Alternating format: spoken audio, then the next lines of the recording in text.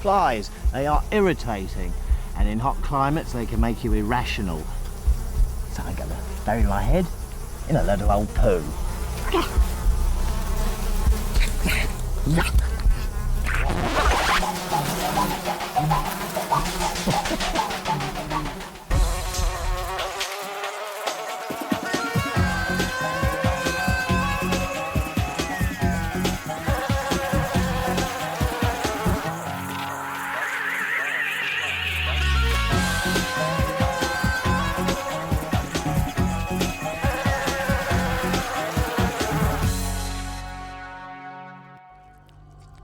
When it comes to muck and yuck, flies are in a class of their own.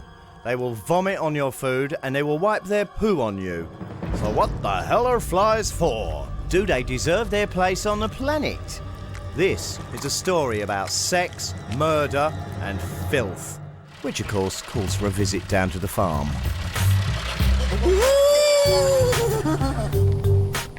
And I know a man who loves his filth.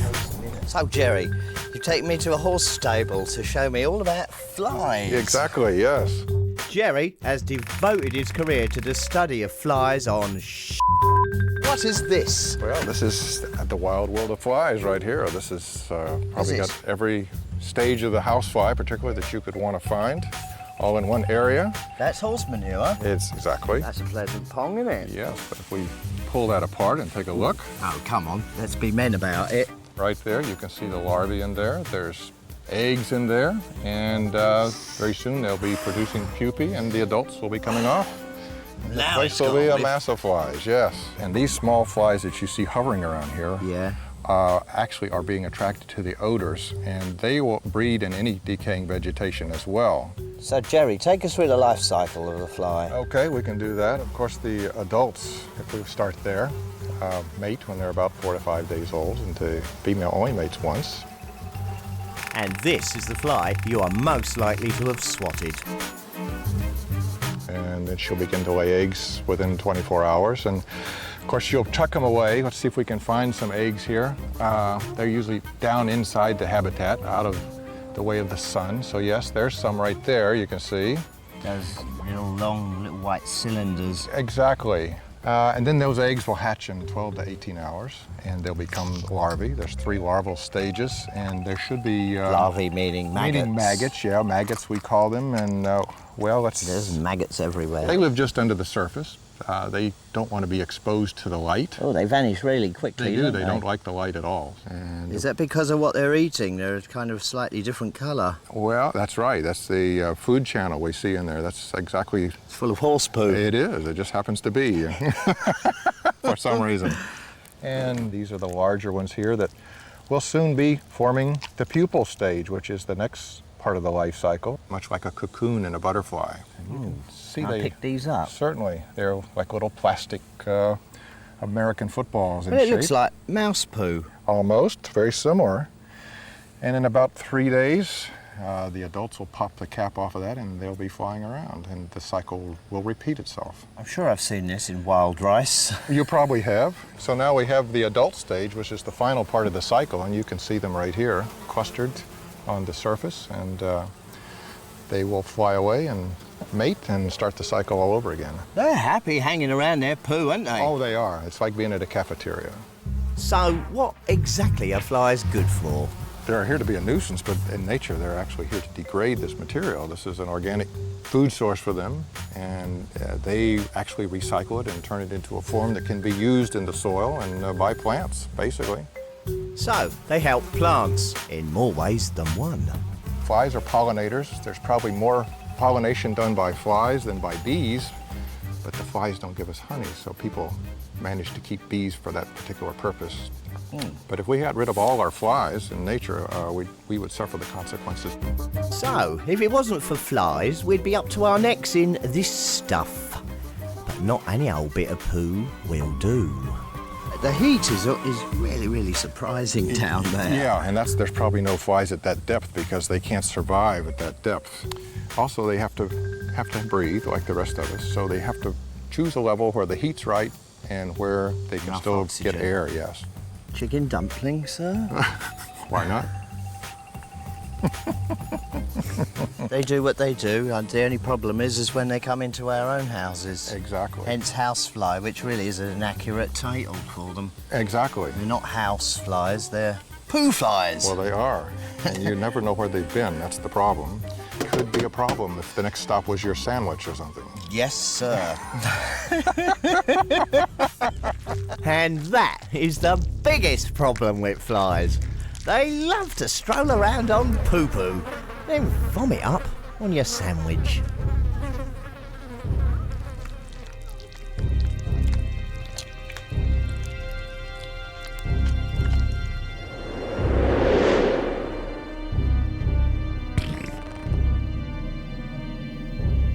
Yum, yum. Flies, they are good. They help pollinate and they help decompose the soil. They also help solve crimes. Whee! Bye-bye, flies. Louisiana loves to call itself the sportsman's paradise. Hunting, shooting and fishing are taken very seriously here, and so is poaching. And that's why I'm out on patrol with one of Louisiana's finest, Wildlife Enforcement Agent Chad Menzina. I'm here with Chad, who's a Louisiana game warden. Hello, Chad. How are you? Fine. And Chad does a fine job stopping the rot. Mighty fine. And we're off to look for poachers and signs of poachers. Now, Chad, I haven't got a clue what a poacher tracks would be like, so what are we looking out for? We have a lot of night hunting going on around here, and they'll poach deer. They'll come shoot deer at night. Is that where they use torches to startle them in the headlights and then blow the brains out? That's it. Oh, so you're looking for tire tracks? Yes, sir. A typically polite southern gentleman, and it's not long before Chad spots a vital clue. Okay, see, like right here? Okay, this is one of our walking trails, and you can tell where a four-wheeler went down this road. So we're off. Cheers, Chad. I like the way Chad calls me sir. It's very respectful. So, Chad, thank you for calling me sir. I think that's very respectful and it's truly appreciated. Yes, sir. That's very rare in my life. You can see where the four-wheelers came in right here and drove, and if you look up ahead, you see up there, you can see the tracks a lot better than looking straight down at them. And you can see right here where four-wheelers came through here. They came down this trail, which is a walking trail only. It looks like they came down at some speed. Look, Right. they're skidding into there. They turned and went in right here, which you can see all the grass laid over. So they came off here and have gone. Seems like the poachers have been out disturbing the peace. We're really close to the roadway here, Chad. I can hear cars whizzing by. Yeah, it's common practice. People, what they'll do is they'll poach something, maybe on the other side of this woods right here, and they'll drag it close to the road because it's easy access to the road. You know, it's an easy getaway for them.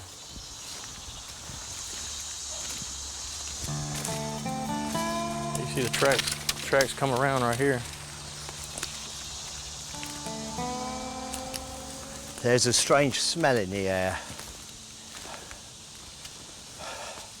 And it isn't me. I get the feeling we are being watched.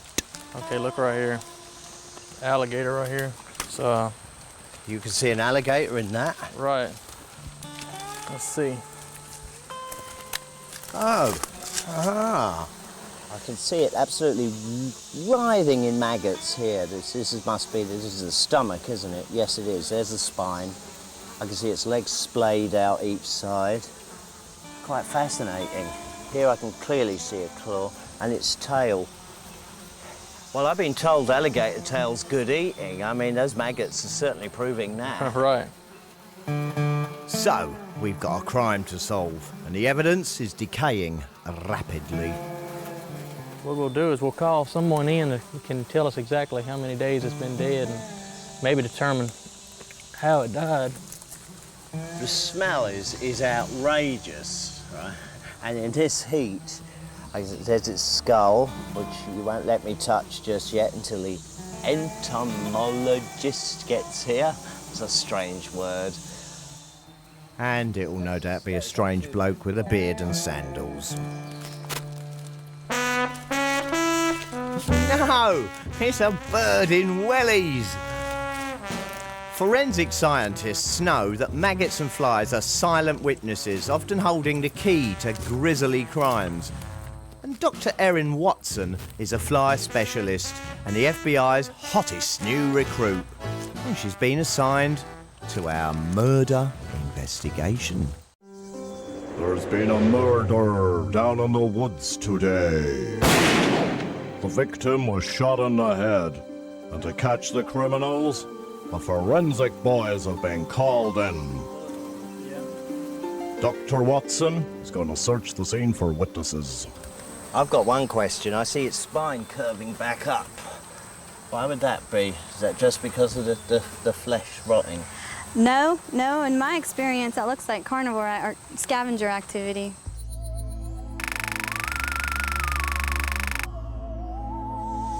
Overnight, there's always raccoons, coyotes, you name it, could be working on it too. Looks like I need to put some gloves on.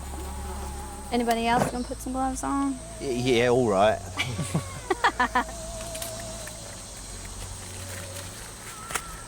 I want to have a poke in that maggot ball there. That looks fascinating. And this is the reason the alligator was poached. You can almost see through it, it's opaque. Look at that.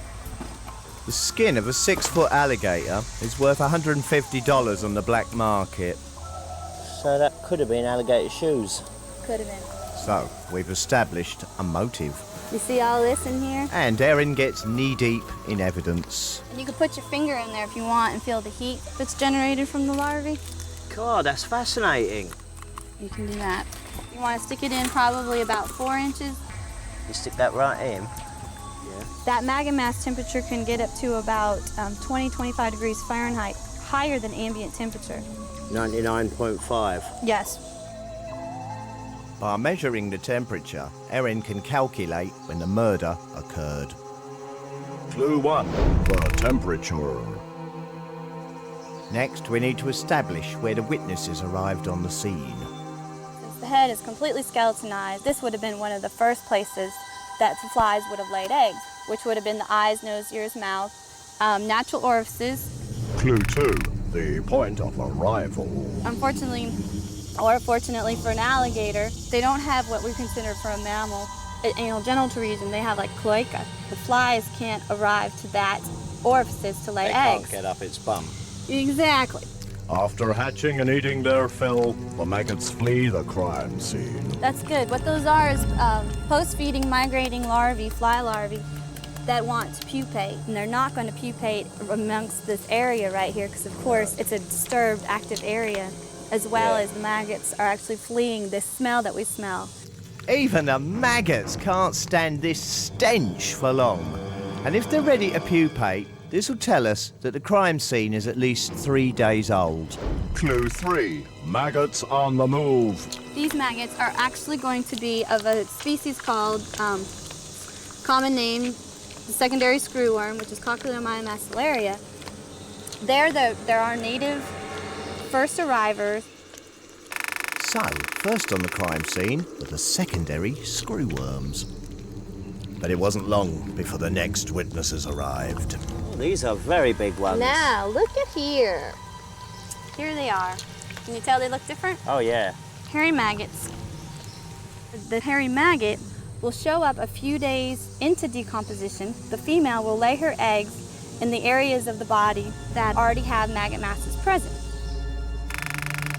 Call to the stand, hairy maggot.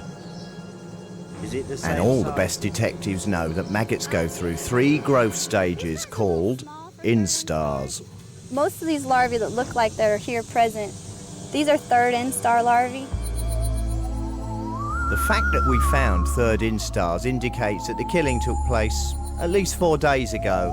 Oh, that's Like all good murder stories, we can tell what the victim ate last. This gator definitely, had some peculiar dinner habits. It is, there's fishing line, rope. Crab. The crab I can understand. Look at that. A wriggling mass of rope and gut. This thing must have eaten a trap. Maybe a crab trap. So we know what he ate recently. Crab Louisiana. So, there are plenty of witnesses around, if you know how to read the story they're telling. I mean, there's a real hum coming off that thing, you know? You picked yourself a real good occupation there, Erin. That's a wicked laugh. You like your job. How did you get into this? Here in Louisiana, of course, we want to protect our wildlife, so I've been working on alligator, black bear, and deer. And so... And human. And human. Human or wildlife, You got apparently yourself sometimes. a cushy job.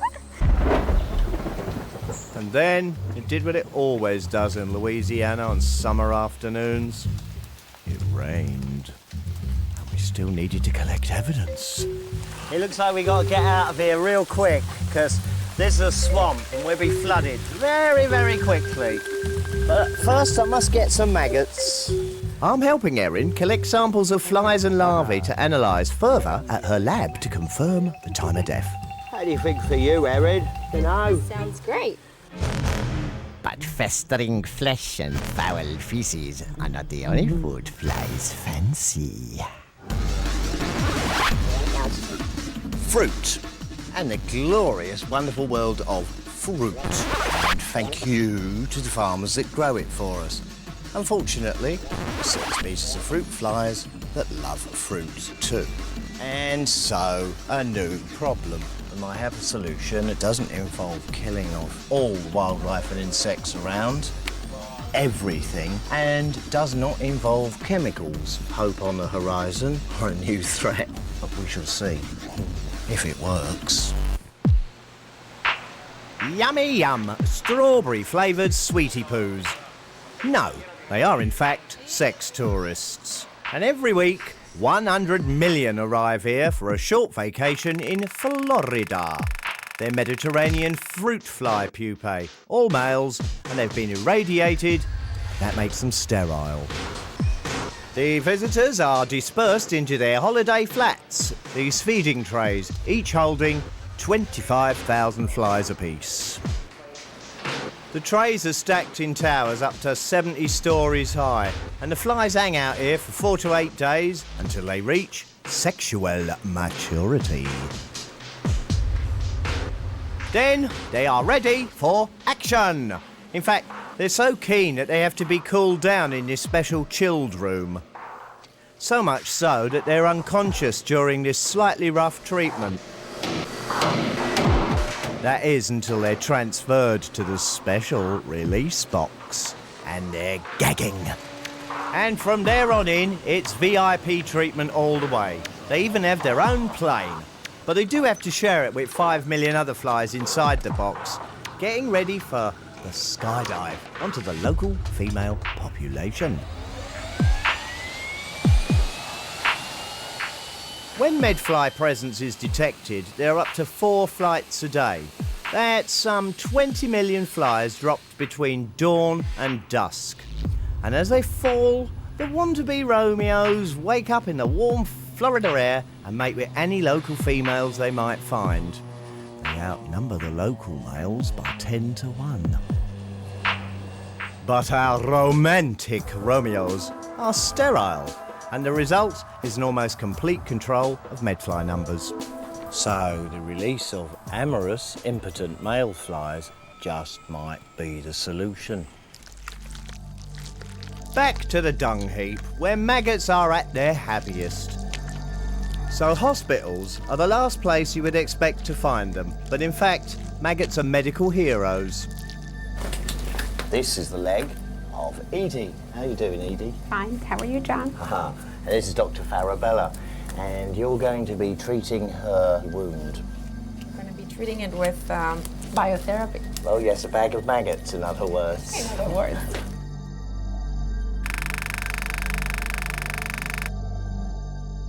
Maggots have been used for hundreds of years to treat wounds that are difficult to heal. This black tissue here is not healthy. That's called eschar, and that is like very dry dead tissue. And the yellow tissue here is called fibrin. That has to go. And then a maggot would be excellent, because Right. it would eat that away, because they do not eat healthy tissue. It won't touch the healthy tissue. It's very selective. Splendid. So now this is the special dressing to protect the healthy skin.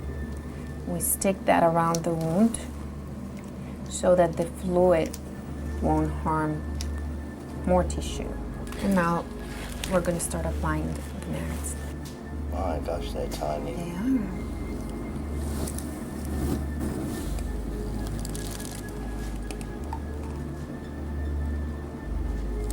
You're right. They are hungry. Good heavens, look at them spread about.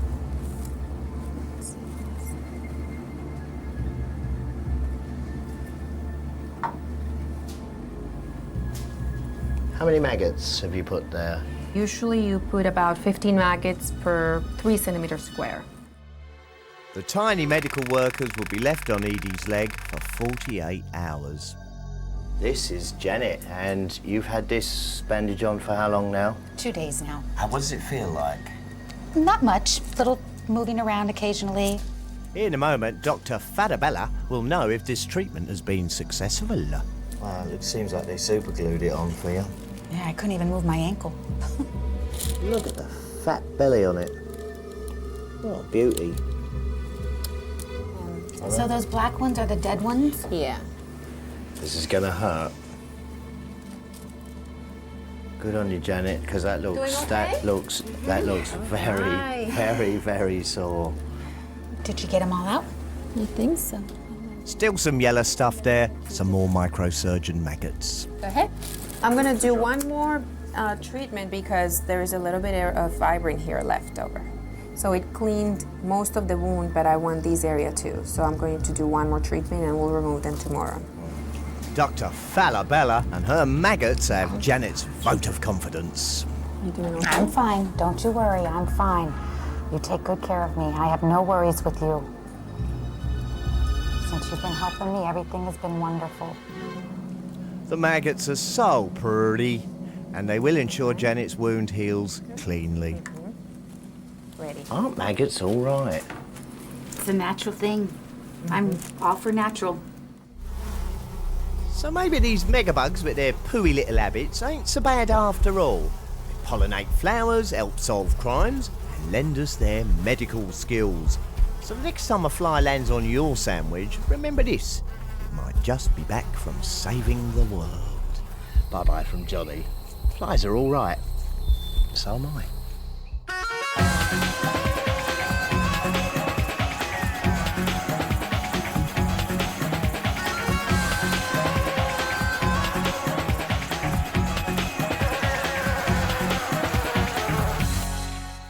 Touchy boy. Go on, bog off.